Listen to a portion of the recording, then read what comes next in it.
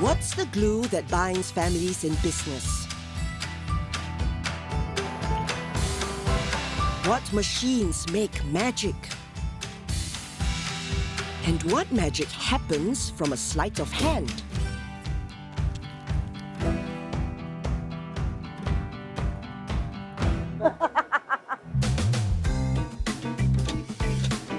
Food from the streets became a country's pride. The humble, the simple, the complex, the unusual. They fed the good times and the bad.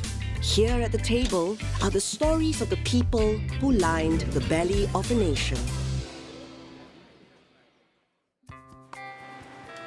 The last time we saw her, she was busy bowling. Debbie is the fourth generation of a business still managed by her grand-aunt. The millennial was pulling in the lunchtime office crowd with a spin on zi cha. But like many in the CBD, the business hit a speed bump. They survived the fallout from COVID restrictions. Slowly seeing the business, the CBD crowd back into the area, so we are very happy for that. But the kitchen dynamics have changed. Debbie didn't have to cook in the evenings before. The night chefs did that. Now, one has left, and the other, Golo, plans to retire. So with one less manpower means I have to take on more roles. Now I have to cook, and then I have to wash, and then I have to take orders as well. And serve. I got two hands, so I try to do as much as all this as I can. But if it gets really, really busy, then I will just focus on cooking. And then my grand-aunt will just take on the ordering role a little bit more.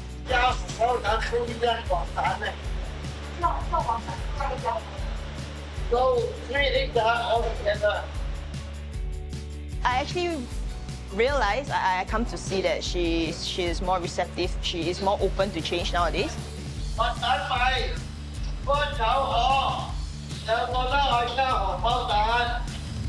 The menu at night is far from hipster. It's tradition.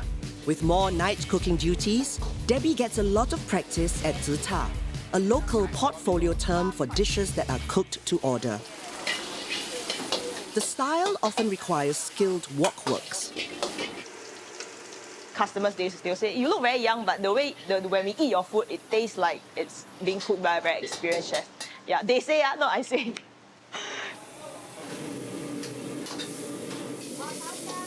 One classic zi cha dish is beef hor fan. Stir-fried slivers of tender beef served on thick strands of rice noodles. Beef and rice just works as a combo. And common as the beef hor fan is the little-known Nasi Rawan.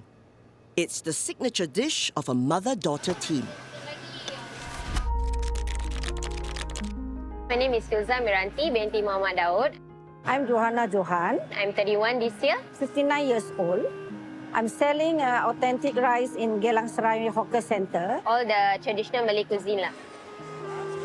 Their business was first begun by their matriarch in the 1950s, and her recipes have been preserved right down to the fourth generation, Filza. Their selling points are little-known Indonesian dishes, Nasi Rawan and Nasi Jenganan.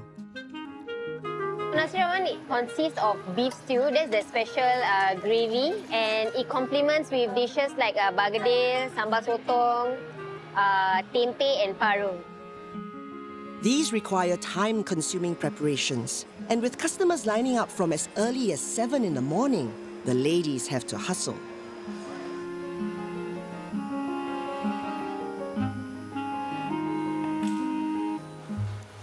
We will start as early as 11 p.m., midnight. Also, then we will start our routine to wash our vegetables, wash our meat, and all the small ingredients. The highlight of Rawan is buah keluak. It's a fruit that's native to Southeast Asia.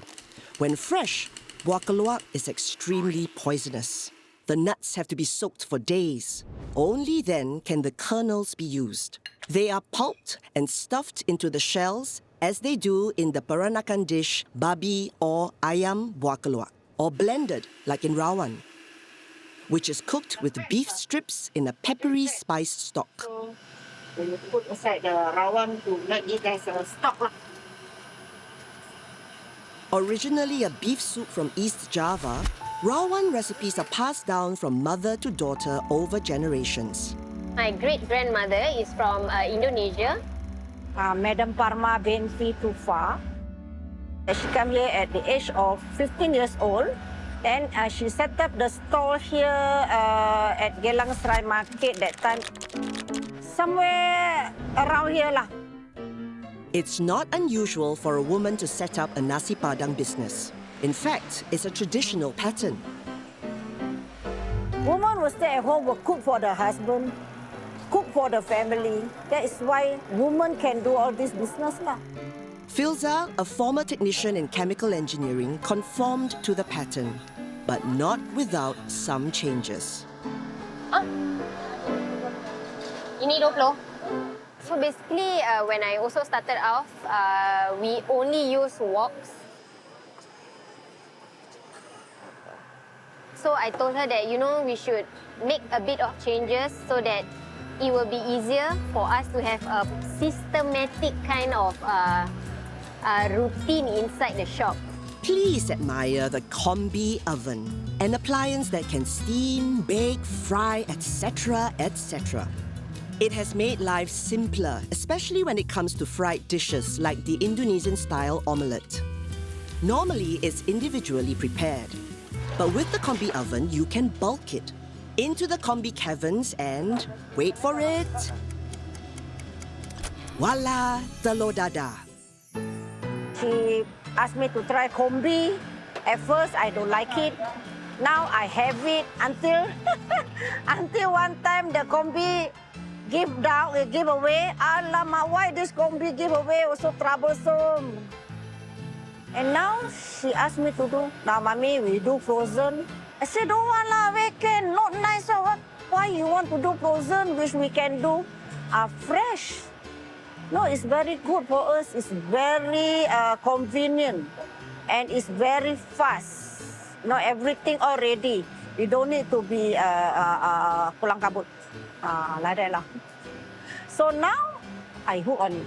At least we have a systematic way that in future, I hope that we can get like younger generation to help us out. Yeah, okay. Yeah, I like her idea. One thing high-tech can't deal with is dead mollusks, which in time will become the ever-popular Instagrammable sambal tumis sotong. This is made with dried cuttlefish called sotong, which in Malay is a generic term for all kinds of cephalopod, dried or fresh. This sotong used to be a cuttlefish.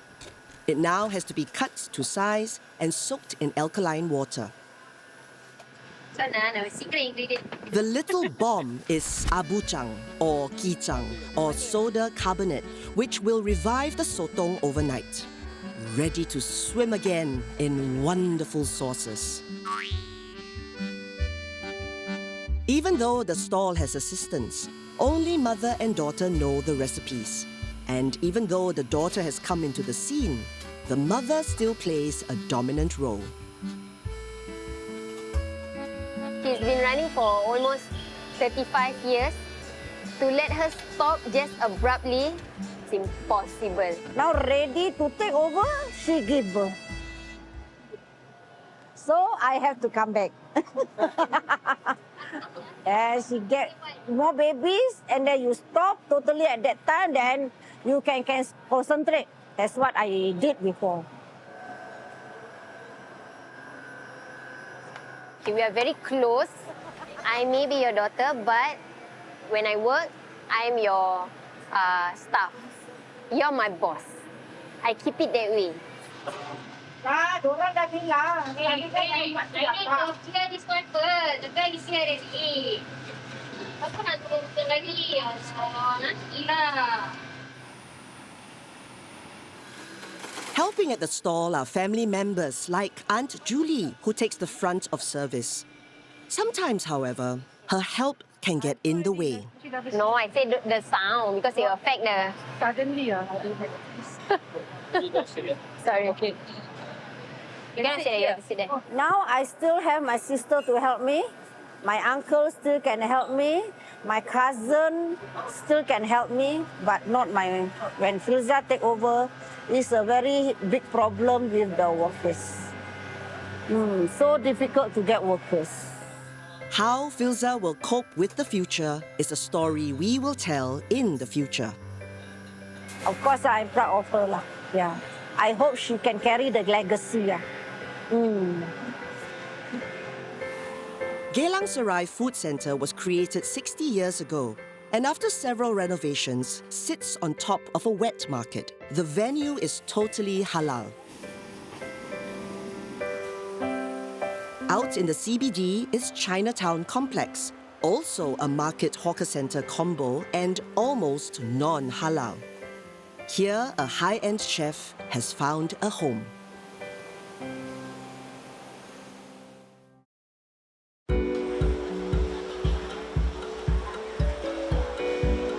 The hawker centre has a wide range of food, but it's a challenge for a low-carb diner.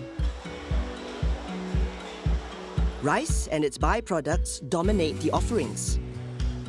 One dish in particular makes use of milled rice. The high-end Chiong Fan. It's prepared by a former executive chef who runs a stall with his family.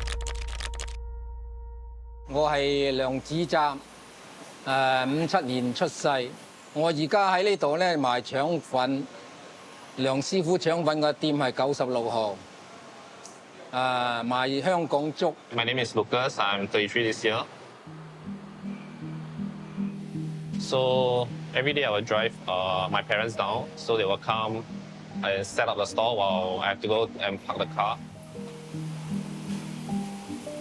Within the 8.5 square meters, various custom-designed pieces form a workspace for a professional who once worked in a grand hotel. The family works quietly, on autopilot. What could have been done the day before has been done. But not Chok. That's like the porridge cooking need a 2-hour process. Chok is one style of rice porridge. It's unlike the Teochew Moe, which is watery with rice grains still intact. Instead, Chok is boiled to a gruel. 有三種米料嚟要煲，要有功夫啊！煲粥你咧仲要睇順住次序去搞，咁唔係話哇你係立亂咁搞，煲粥嘅出嚟咧就冇咁靚。So while the porridge is cooking, then we also make the ingredients for the porridge. Like say the meatballs, the ribs, yeah, and all that. One of the all that is prawns. These are pounded into a paste and shaped into balls called ha khao, not to be confused with ha gao, the prawn dumpling. 而家呢個練蝦球，新加坡人最中意賣㗎，咁即係同你會賣嘅，佢最爭啲嘅。因為蝦球咧做海鮮粥嘅，唔係瘦肉粥啊，粥都係打得粒嘅，因為呢個又還有呢個脆口。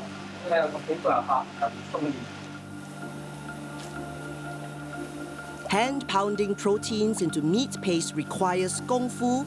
That's Cantonese for skills. 要打，都你唔打過嘅咧，個膠冇咁好。佢打過嘅，哇出嚟個膠又大，即係唔係機器打嘅，我哋用手嚟打。嗰啲刷到佢起膠。 再用之後打到佢呢個有黏性、有彈性，咁樣先啦，為之爽脆嘅、爽口嘅。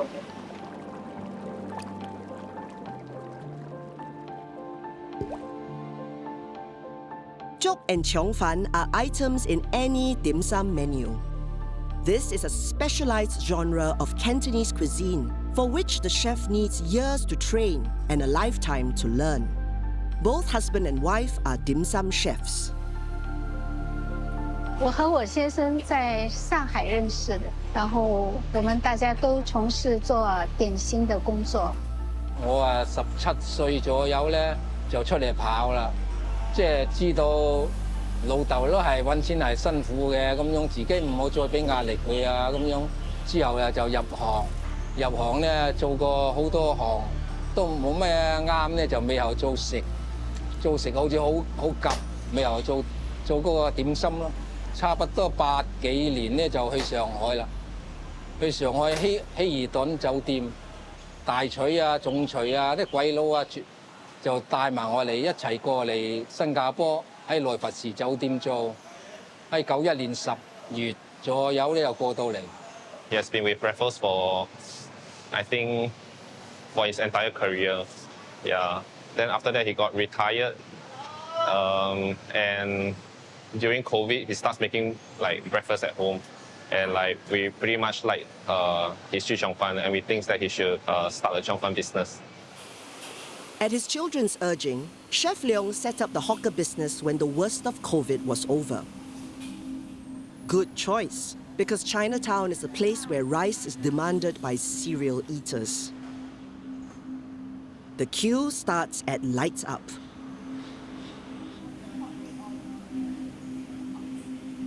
After the porridge is done, then it will be pretty much that the store is going to open. It's around like maybe 6:30. Then we also like prep for the Chong Fans.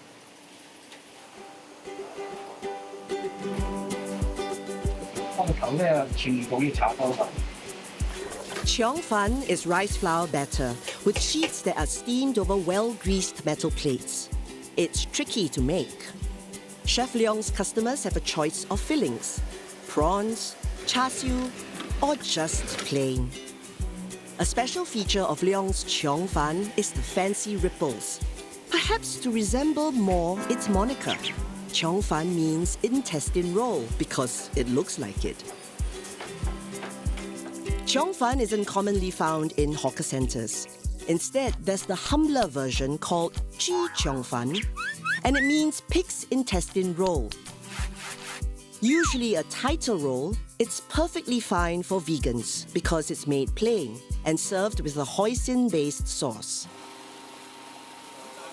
Not satisfied with serving high-end fare in a hawker centre, Chef Leong even mills rice for the Chong Fan.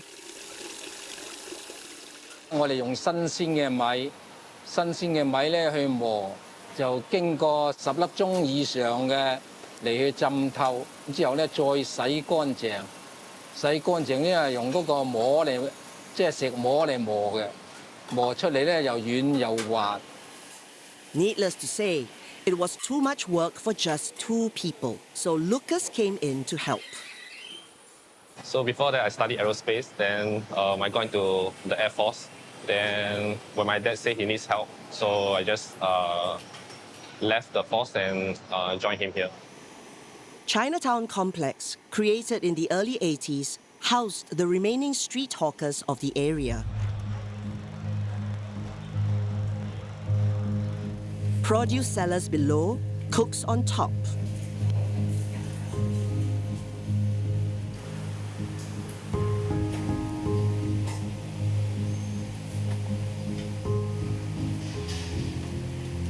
Food flows both ways. Bon, the younger son, was a chef at a Western-styled restaurant and also quit to join the family business full-time. 兩公婆啊，同埋老婆個仔，大仔開檔啊，咁啊生意啊太好啦，嗰個時間太長，咁樣嘅睇見咧就，佢話老豆，我不如落嚟幫你啦咁，我話哇求之不得真係哇開心啊！我觉得这是我一生中，如果当我回忆的话，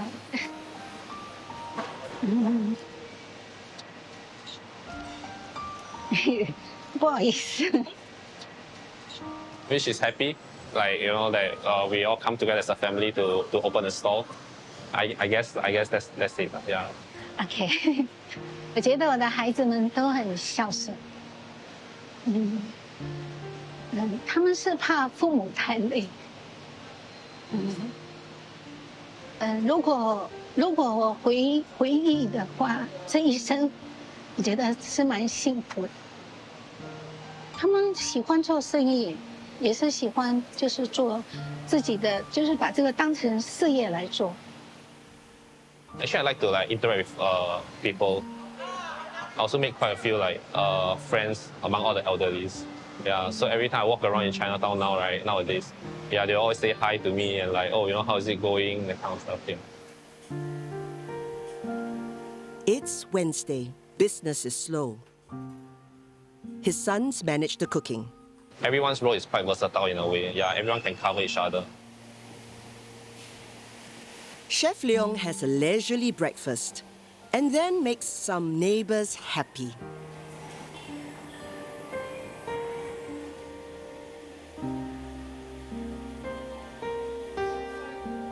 Đại家有心事啊，講下、交流下、飲下嘢、食下嘢都幾開心下嘅。咁樣唔係做嗰啲傾埋晒啲唔等使嘅嘢啊、冇用嘅嘢啊咁樣咯。大家係講食材，研究下嘢啊，咁交流下咁樣咯。咁咪變咗大家都開心咯。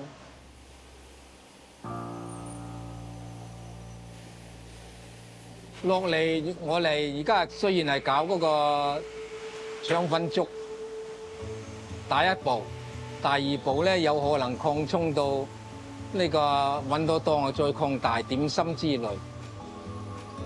As with many hawkers, the family has plans to go upwards and outwards. 啊，要在那里看这边这个档口，这间店啊，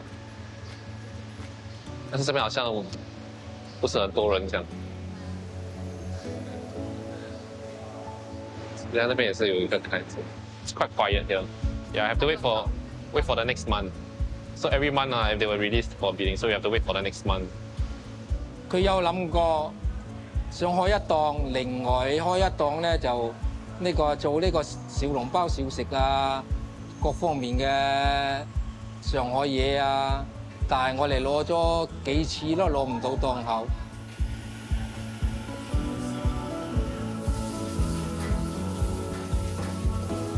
It's the same hope and disappointment faced by many hawkers as they attempt to branch out. Debbie, the fourth-generation Zizha hawker, however, has gone way beyond her comfort zone.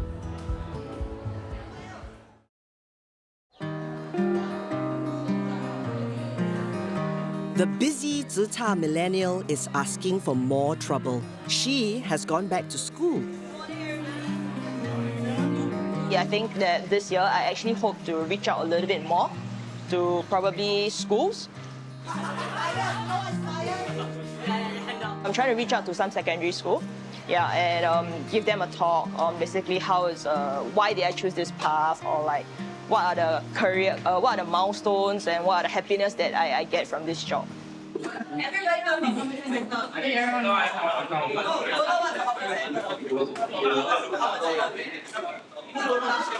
I think I was just shocked at how liberal the students are nowadays, That's my first time speaking to a class of students. We are selling fried chicken, so they might not be able to relate to what I'm trying to say. As much as I try. I myself don't like to eat. Why?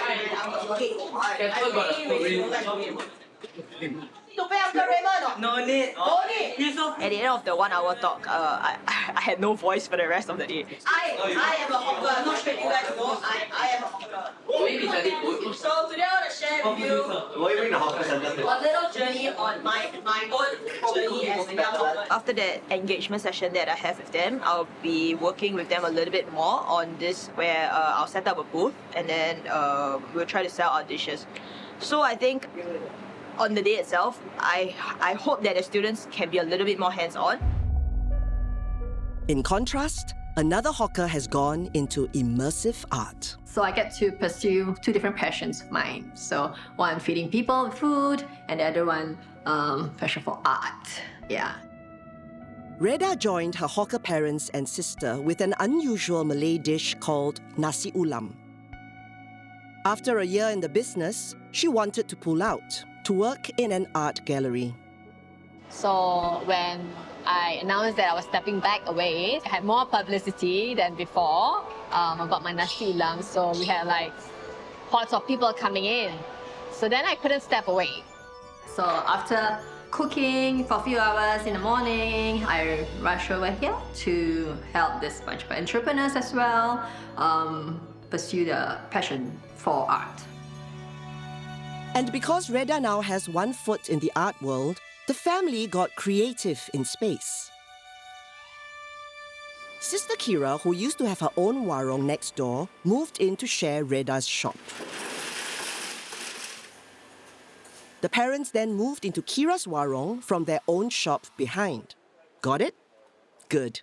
The back kitchen where my mom used to be is now just like a backup kitchen. Lindsay, this one. Okay.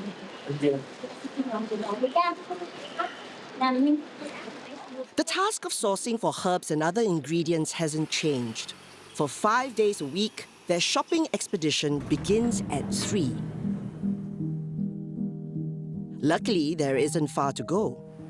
The first stop is just downstairs.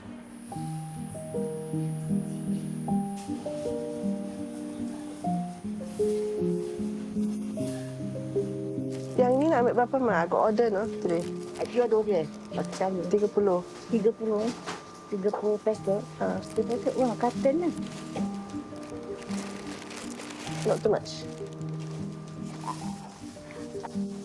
Apa? April sekarang sudah murah tau. Apa? Free. Oh, ya. Ya. Sekarang sudah murah tau, masak.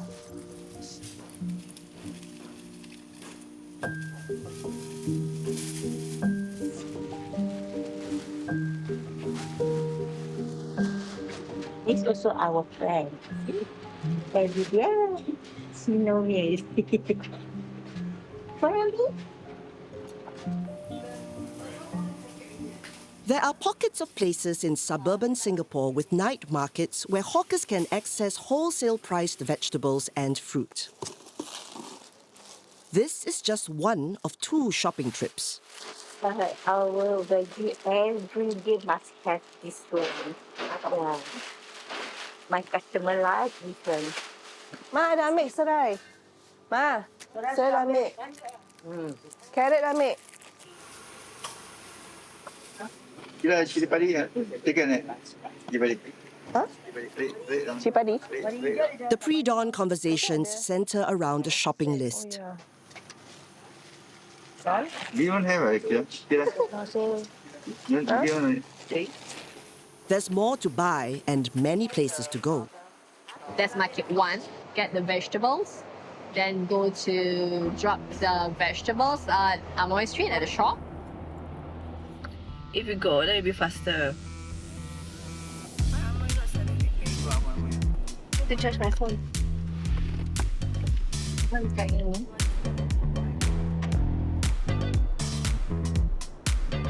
For some reason, they need to hustle today. Here we literally have to run. I have a lot of things on the so to rush.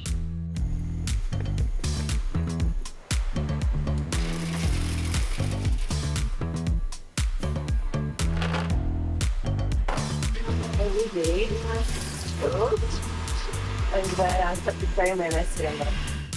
Nasi lemak is rice cooked in coconut milk or santan.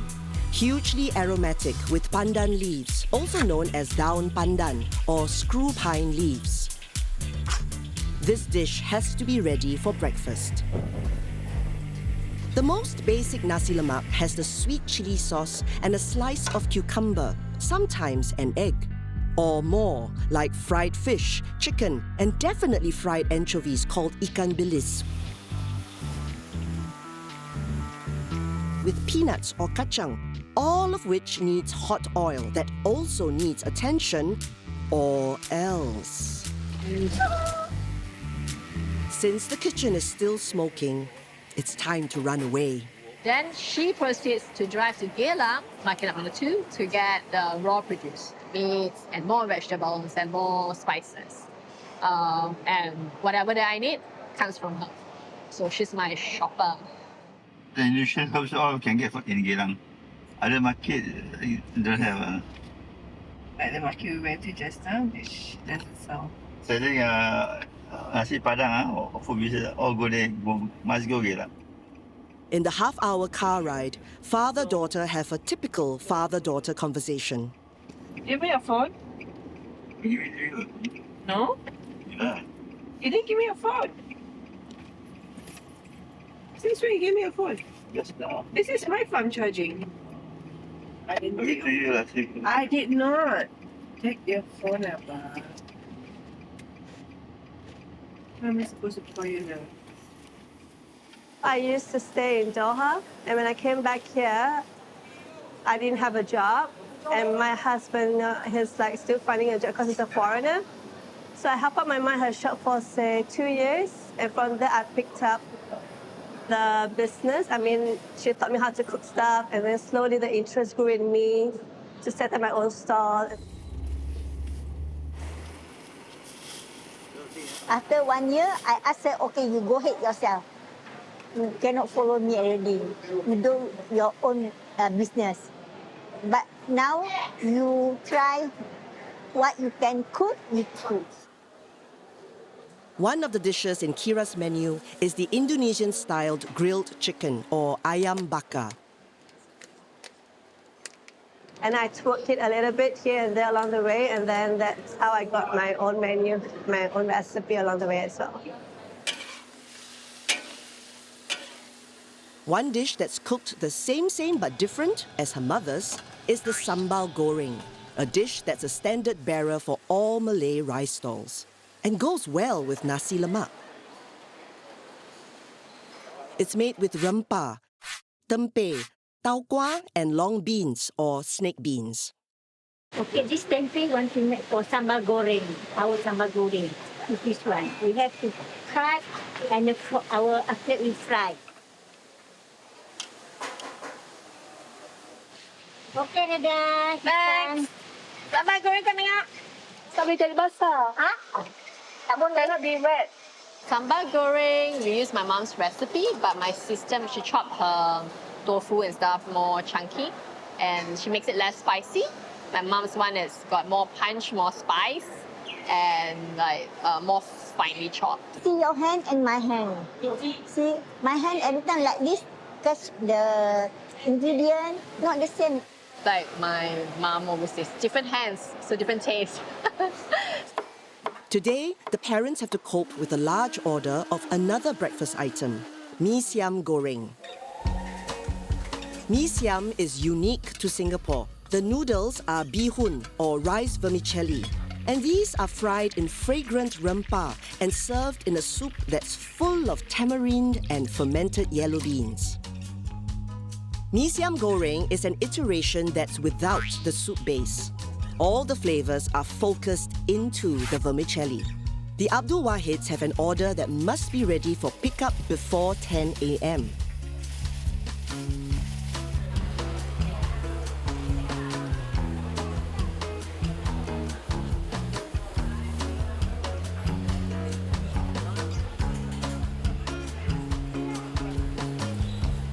Order for 15 packs.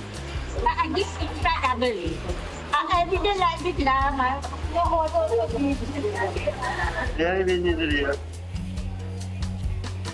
The daily heat and humidity accentuate the stress. How is the weather so hot? It's only 32, it gets like, feels like 40, right? The mayhem gets the sisters into their daily spat. Oh, try it. Why you cut into half? Don't have to cut into half. Why don't you tell me how many pieces exactly then? My sister was throwing a tantrum because I didn't do something the way that she wanted to. Hello, you took my knife All this talk of knives and cutting is just jinxing it.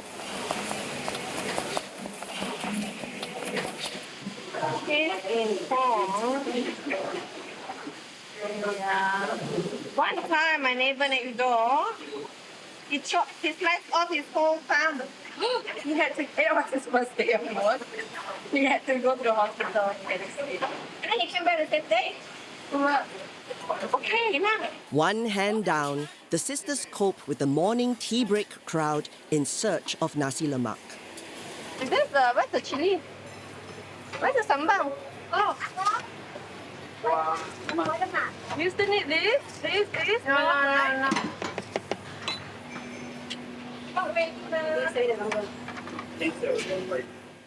In recent years, nasi lemak, once a humble food, has come into the limelight, with many standalone stalls selling just this one dish. It's so popular that Shafiq, the man who sold burgers at a hawker center, has gotten into the game. Initially, when we started doing burgers, we wanted to actually create a group. So this group, we wanted to actually do a few concepts. It could be local cuisine, it could be like Western cuisines. Why not do something which is a comfort food for everyone and they can actually eat it every day? I myself love nasi lemak. It's a comfort food for me. I can eat it every day. On this particular day, however, food is far from his mind.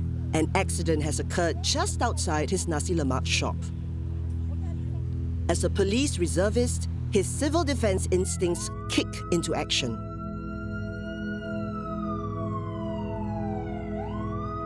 We actually launched a new nasi lemak shop called Sembarang. We actually do nasi lemak minyak sapi. It's not your regular nasi lemak. Nasi minyak sapi is rice cooked either in beef fat or ghee, or both. It's a dish originally from Palembang, Sumatra. So mainly the recipe, I would say, I got it from my grandma. And of course, it passed it down to my mom. So we actually melt the beef fats first before we actually put all the other ingredients inside. The ingredients include onions and lemongrass and spices like cinnamon and cloves. The rice is cooked with evaporated milk and pandan leaves. The rice is served with plenty of sides. And do go overboard if you're going to platter it. Fried ikan bilis, chicken and beef rendang, sambal goreng, sambal sotong, paru or lungs, bergedel or potato cutlets, etc. The nasi minyak is a festive dish and there are no disputes about its roots. But there are plenty on the origins of nasi lemak. In Singapore, food is often a subject of quarrels. One family has an infamous feud over this little snack.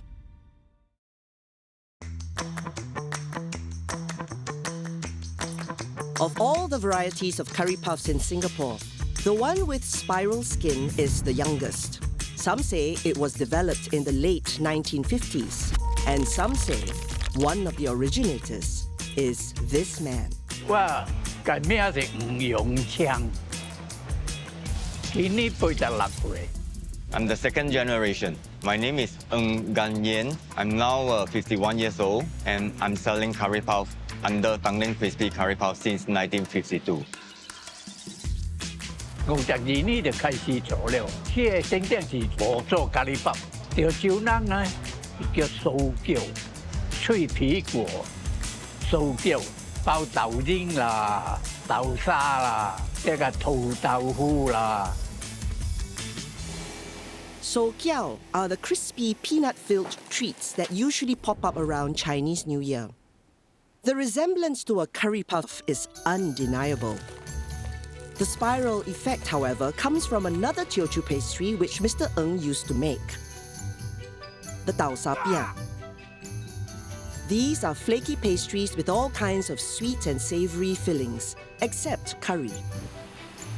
The pastry, called su pi, is made from two kinds of dough. Water dough is the standard flour, water, oil mix. This is called shui you pi in Mandarin. The other is called su you or sik yu in Teochew or oil dough in English. The two doughs are incorporated manually. It was this experience in tau sa piang that led Mr. Ng into the spiral puff.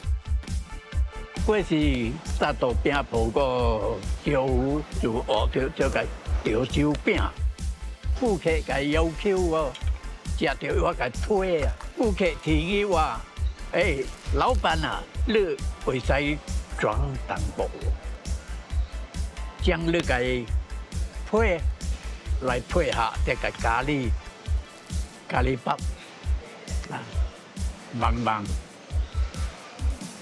我就做了，就是包咖喱包给推了。 Today, the second son shows off the same technique at the storefront. Okay, this is my normal dough. So, and this is so-called su yu. So we mix this together in order to get more layer. Let me show you. When I make one up, I just put one.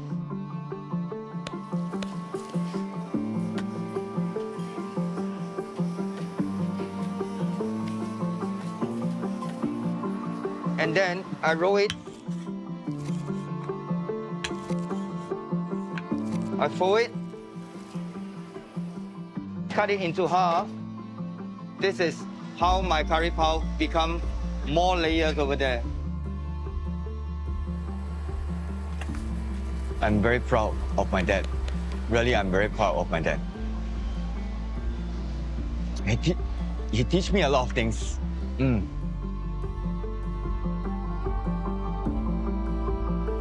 I roll flat. I want to get all those suyu to get into this dough to make a curry pao.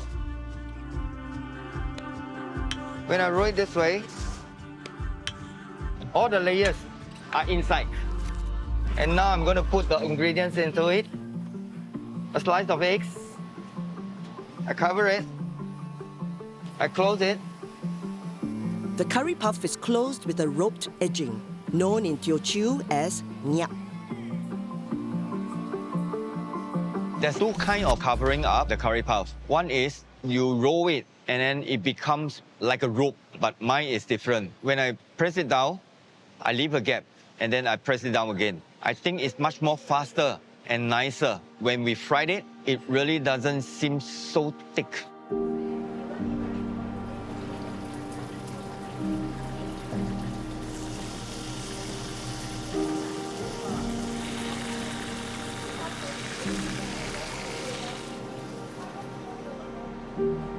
After it fried, and you can see from here, there's a lot of layers inside. It's coming out automatically.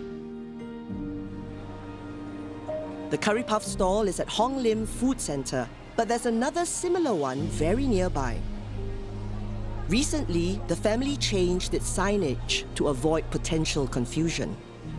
Same technique, same heritage, with a family feud that has made headlines.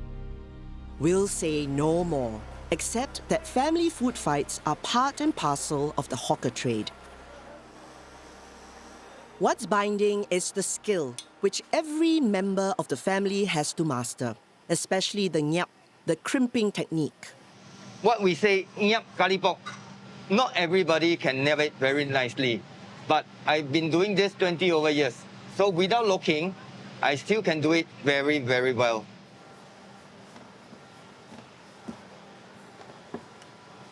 Of course, when asked to show off, even a seasoned hand can be all thumbs.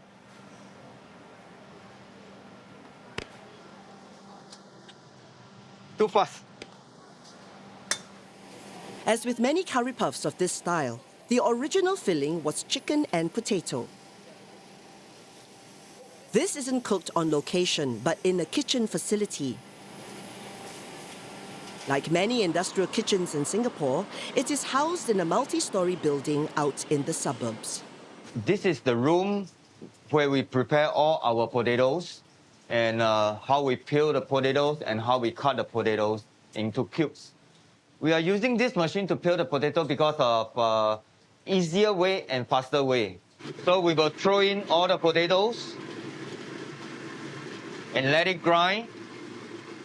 See, all the skin have been grind, and later on, we were using a hand mix to cut off all those tails and heads. Another machine has just arrived to make light work. The only problem is, it isn't working yet. This is my brand new machine to cook all the ingredients. I'm not using this because it's just arrived. I only ordered one. Yeah, I have to call the wiring people to come and do all those wiring.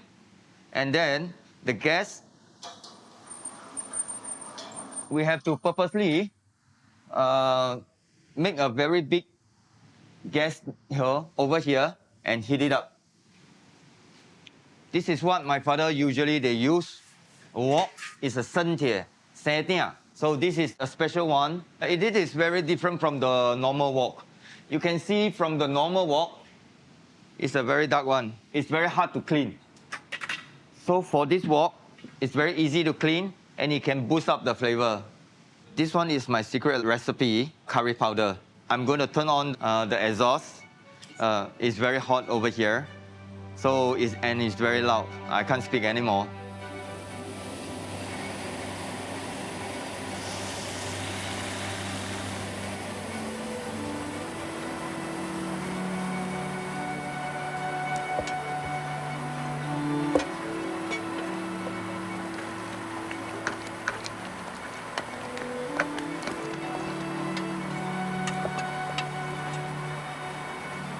Hawkers often turn to flavors of the past to help them move forwards into the future.